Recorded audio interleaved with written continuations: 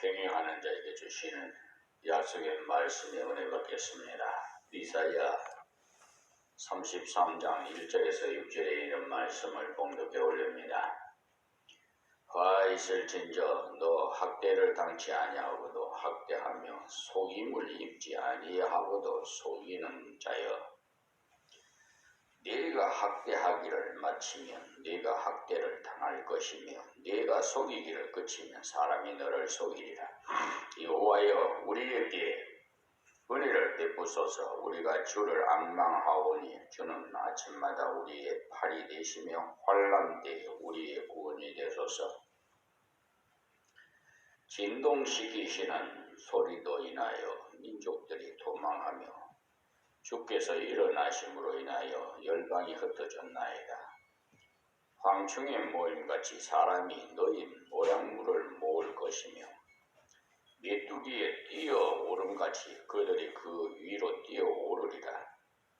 여호와께서는 지존하시니 이는 높은 데 거하시며 공평과 의로 시온에 충만케 하심이라. 너희 시대에 평안함이 있으며 구원과 지혜와 지식이 풍성할 것이니 여호와를 경외함이 너희 보배니라. 아멘. 이스라엘을 괴롭히던 아수르 나라에게 하나님의 채찍이 나타날 것을 이사야로 말씀하게 하셨습니다. 그 예언의 말씀을 듣고 기도하는 마음으로 하나님께 나가서 하나님이 주신 예언의 말씀을 자기 마음속에 참으로 받아들이는 바른 태도의 내용이 이어서 나와 있어요. 그리고 결론 부분에 보시면 여호와를 경외하며 너희 보배니라고 했습니다. 그러면 그 말씀은 무슨 말씀이냐 하면 이스라엘을 괴롭히던 아수르를 하나님께서 간섭하시겠다는 말씀을 이스라엘이 듣고 하니 하나님의 그 엄미하심을 깨닫게 되었는데 그것이 큰 가치 있는 지식을 얻는 것이라는 말씀입니다. 보배는 가치 있는 것을 가리키는 것입니다. 그러니까 이스라엘은 역경을 인하여 하나님 경외하는 마음이 더욱 깊어졌다는 겁니다. 경외란 원어의 본래 뜻이 하나님 앞에 바른 자세를 취한다는 뜻입니다. 하나님 앞에 바른 자세는 그분이 만왕의 왕이시므로 절대 복종하는 자세를 취하는 것과 함께 하나님은 나의 사랑의 아버지시므로 하나님께 전적으로 신뢰하는 자세를 동시에 취하는 것이라고 앞에서도 말씀드린 적이 있습니다. 하나님을 경외하는 마음을 역경의 때 더욱 가져야 한다는, 우리의 생활이 흔들리는 역경의 때 그때가 더욱 하나님을 경외할 때므로 하나님을 전적 신뢰할 때, 하나님께 절대 복종할 때라는 말. 하나님을 경외하면 실패에 빠졌던 문제를 이렇게 해결해 주시겠다고 약속하셨어요. 오늘 말씀 하나님을 경외하는 자에게 주시는 약속의 1절 말씀입니다. 화 있을진저 했는데 이 말씀은 아수르에 대한 심판을 선포하는 말씀입니다. 너 학대를 당치 아니하고도 학대하며 속임을 입지 아니하고도 속이는 자요, 네가 학대하기를 마치면 네가 학대를 당할 것이며 네가 속이기를 그치면 사람이 너를 속이리라. 아수르는 한 번도 유다의 침략을 받은 적이 없었어요. 그러면서도 유다를 침범하였어요. 그러니까 학대받는 적이 없으면서 학대한 자라는 것. 자기들이 이기주의와 탐욕에서 빠져 유다를 치고 학대하고 속이고 했어요.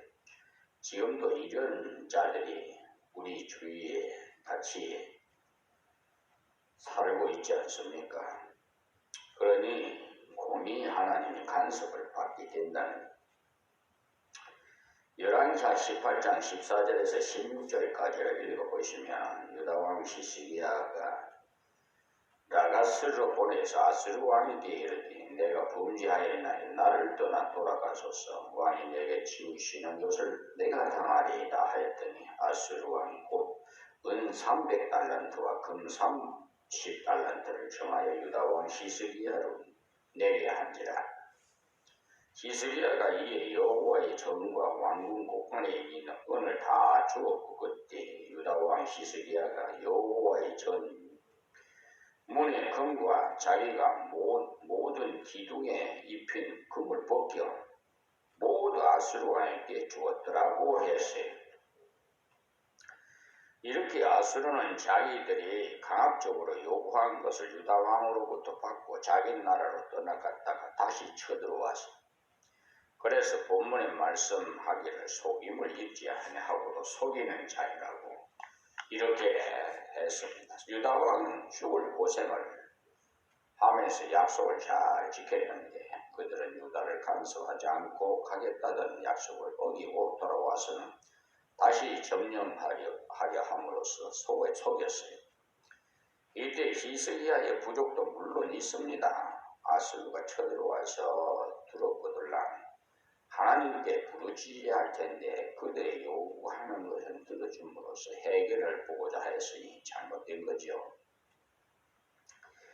인간적인 수단을 부린 것 아닙니까? 이렇게 아수르가 유다를 학대하고 속였는데 이것이 바로 사탄적인 방법이에요. 사탄은 언제나 약한 자에게 살려면 내게 굴복하라고 위협을 합니다.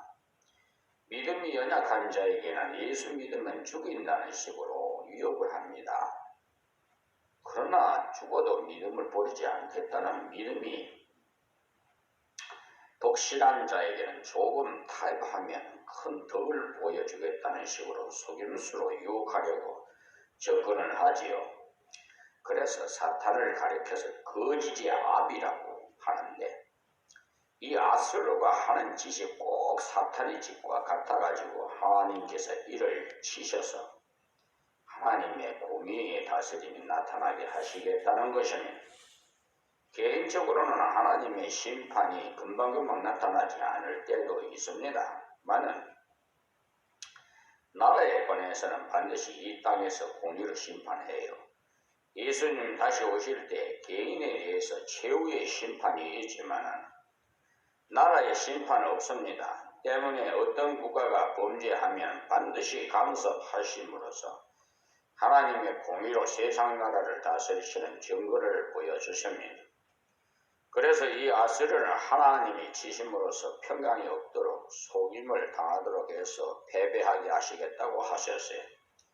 이 예언의 말씀대로 강한 아수르였지만은 바빌론에게 망하고 말았습니다. 할렐루야. 2절 말씀입니다. 여호와여 우리에게 은혜를 베푸소서. 하나님의 공의로운 통치를 보고 이스라엘을 대표해서 이사야가 하나님 경외하는 마음이 생겨가지고 기도를 한 내용입니다. 하나님께서 자기 백성이 잘못되었을 때 역경도 주십니다만 회개할 회복도 주신다는 이 진리를 가르쳐 주실 때 더욱 하나님을 경외하는 자가 되어야 한다는 것을 보여주신 것입니다. 성경을 보면은 하나님의 사랑도 나타나 있지만 하나님의 철저한 공의도 나타나 있어요. 어떤 사실을 볼수록 공의의 하나님 앞에서는 절대 복종하는 자세를 취해야 할 것이고, 하나님의 사랑을 깨닫고는 그분께 전적으로 신뢰하는 자세를 취해야 합당한 겁니다. 하나님의 공의 앞에 순종하지 않으면 하나님께서 심판하시면 결국은 굴복하고 맙니다. 그 때문에 채찍맞기 전에 순종하는 것이 현명한 길이죠. 쓸데없이 고집 부리다가는 더 화를 당합니다. 또 하나님은 우리를 사랑하심으로써 그분께 의지하면 큰 은혜를 반드시 주시는 분입니다. 신뢰하면 할수록 더욱 하나님의 사랑을 여러분이 느낄 거예요. 우리 육신의 자녀들도 부모에게 책망도 받고 심지어 매도 맞는 경우도 있지만 부모의 사랑을 의심치 않기 때문에 채찍을 맞으면서도 부모의 품을 의지합니다. 부모가 자기를 사랑한다는 것을 경험으로 알기 때문에 그러니 하나님의 사랑도 깨달을수록 더욱 의지하는 자가 되고 또 하나님의 공의를 깨달을수록 철저히 순종하는 자 되기를 구해야 합니다. 1절에서 아솔을 심판하신다는 하나님 말씀을 듣자 말자 선지자는 2절에서와 같은 기도를 합니다. 자기 민족이 학대를 당하고 속임을 당하겠으나 고통을 주는 자를 심판하시겠다는 역경의 회복에 관한 말씀을 듣자 하나님의 공의와 사랑을 깨달은 하나님의 사랑은 하나님께 기도합니다. 여호와여 우리에게 은혜를 베푸소서라고요. 왜냐하면 기도하여서 은혜를 입지 않고는 그 환난을 감당할 수가 없기 때문에 여호와라는 말씀은 여러분이 아시는 대로 은총의 약속을 주시는 분이심을 강조할 때 쓰는 하나님의 이름이십니다. 약속의 하나님을 의지하는 마음으로 여호와여라고 부르는 겁니다. 우리들도 기도할 때 아버지여 주여라고 중간중간에 부르는데 그것은 우리가 의지하는 분이 누구시라는 것을 다시 확인하는 행위인 것이죠. 예수님께서도 기도를 가르치실 때 하늘에 계시는 우리 아버지여라고 먼저 부르게 하심으로써 기도의 대상을 깊이 생각하도록 하셨어요. 우리가 기도의 대상인 전능하신 아버지 하나님께 지금 자신이 기도하고 있다는 것을 자주 확인하지 않으면 기도의 내용에만 집중하게 되기 쉬워요. 그러다 보면은 기도가 아니라 독백이나 푸념이 되기 쉬워요. 선지자 이사야는 기도할 때 우리에게 은혜를 베푸소서라고 하심으로써 자신의 행위를 봐서는 부족하지만은 하나님께 기도할 조건이 전혀 되지 못한다는 것을 바르게 알고 드리는 기도입니다. 어떤 사람은 자기의 행한 것을 기도를 들어주셔야 될 조건으로 내세우고 있는데 참 그런 기도는 안 하는 것이 좋습니다. 하나님께 기도하면서 저는 금식도 자주 하고 11조도 잘 빠졌습니다라는 식으로 해서 제가 이만큼 했으니까 은혜 안 주시고 되겠습니까 하는 것은 은혜를 구하는 기도가 아니에요. 그것은 하나님 앞에 자기의 일한 대가를 주장하는 거죠. 그런 기도는 누가복음 18장 9절에서 14절에 나오는 바리새인과 기도, 그 바리새인이 기도인 겁니다. 이 기도라는 것은 하나님 앞에 자기를 굴복시키는 것입니다. 이사야의 기도는 첫마디가 은혜를 베푸소서라고 하잖아요. 자기가 하나님 앞에서 무엇을 한 것이 있어서 기도하는 것이 아니라 놀라우신 하나님의 사랑을 의지해서 하나님의 긍휼을 의지해서 하나님의 귀하신 은혜를 베푸시기를 기도했어요. 우리들도 이런 심정으로 기도해야 올바른 기도를 드리는 겁니다. 그런데 흔히 신앙 생활을 좀 열심히 있게 하시는 분 중에 하나님이 제가 이러이러했는데도 기도를 안 들어주시렵니까? 라고 하는데 기도의 세계를 잘 몰라서 그런 식의 기도를 합니다. 내가 아무리 잘했다 하더라도 내게 있는 것 모두를 주께로 받았는데 자랑할 수 없는 것 아닙니까? 고린도전서 4장 7절을 참조해서 해보십시오. 그런데도 내가 이만큼 교회를 위해 눈물 흘리고 피땀 흘리고 봉사를 했나이다. 그러니 돌아보소서라는 식으로 기도한다면 헛된 겁니다. 자기의 공로는 결코 기도 응답의 조건이 못 됩니다. 기도의 근거는 오직 예수님의 공로에 있어요. 때문에 예수님의 이름으로 기도하지 않습니까? 아무리 훌륭한 사람이라 할지라도 자기 공로로 하나님 앞에 나갈 수는 없습니다. 그래서 은혜를 베푸소서라고 이사야는 기도합니다. 이어서 우리가 주를 앙망하오니 주는 아침마다 우리의 팔이 되시며 환난 날에 우리의 구원이 되소서라고 했습니다. 앙망이라는 것은 믿고 바라보는 것을 말하는 거죠. 이사야는 전능하신 하나님께 기도하고 그대로 이루실 줄로 믿고 바라보겠다는 것입니다. 언제 주실는지도 모릅니다만 믿고 계속 바라봐야 주실 때 당장 감사함으로 받아볼 수 있어요. 앙망할 수 있는 것은 하나님께서 길 열어주실 것을 확실히 믿었기 때문에 그러므로 하나님을 앙망할 수 있으려면 하나님이 어떤 분이시라는 것을 확실하게 알아야 돼요. 그래서 성경을 가까이 하는 것 아닙니까? 성경을 보면은 하나님의 사랑이 나와 있고 하나님의 능력도 나와 있어요.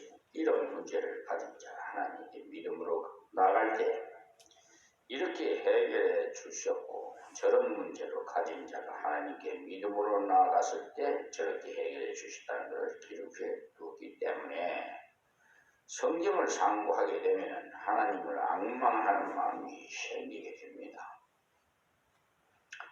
이사야는 주님을 앙망함에 있어서 아침마다 팔이 되어 주실 것을 앙망했어요. 아침마다라는 의미는 시초에라는 뜻이 아닙니까? 그러니까 시초마다 주는 우리의 팔이 되어 달라고 했어요. 무슨 일이라도 시초부터 전능하신 주님이 같이 해 주실 것을 기도했어요. 그는 공부를 시작할 때도 주님, 일을 시작할 때도 주님, 가정을 시작할 때도 주님, 사업을 시작할 때도 주님이라고 부르므로 먼저 주님께서 나의 팔이 되어 주실 것을 앙망하여서 기도를 했다는 겁니다. 여기서 마다라고 표현한 것은 무슨 일이든지 하나님께서 같이 하시지 않으면 열매를 맺을 수 없다는 것을 알았기 때문에 시작할 때부터 기도한다는 겁니다. 그런데 흔히 우리는 인간의 재주로 해결하려고 하다 안 되면 그때서야 기도나 해봐야겠다고 하는 경우가 있는데 그런 기도라도 하지 않는 것보다는 낫습니다만 일을 시작할 때 처음부터 기도함으로 시작해야 하나님을 기쁘시게 합니다. 그것은 하나님을 나의 생활의 제일로 모신 증거이기 때문에 그렇지만 일이 자꾸 실패되니까 그때서야 하나님을 찾으며 기도하는 것은 답답해서 할 수 없어서 하나님께 나가는 것이니까 하나님 앞에 합당한 태도가 아닙니다. 이어서 우리의 팔이 되시며라고 했는데 여기서 팔이란 능력을 비유적으로 표현한 것이니까 하나님은 우리의 능력이 되신다는 것이죠. 환란이 올 때 하나님의 능력이 더욱 필요합니다. 그래서 우리에게 능력 주시기를 바랍니다 라고 기도했다. 그리고 이어서 우리의 구원이 되소서라고 한 것은 우리의 능력이 되시니까 어려움에서 구원해 건져주실 것을 기도한 것을 말하는 것이지 죄에서 영혼을 구원해 달라는 것은 아닙니다. 이들은 이미 영혼의 구원을 받은 하나님의 백성이지않아요.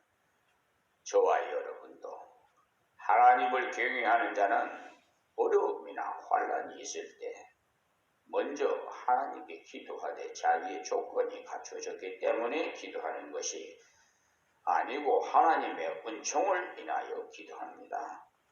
그렇게 기도하고는 긍휼을 풍성하신 하나님이 구할 바를 주실 것을 믿음으로 바라본다는 것입니다. 오늘은 여기서 말씀했습니다. 하나님 감사합니다.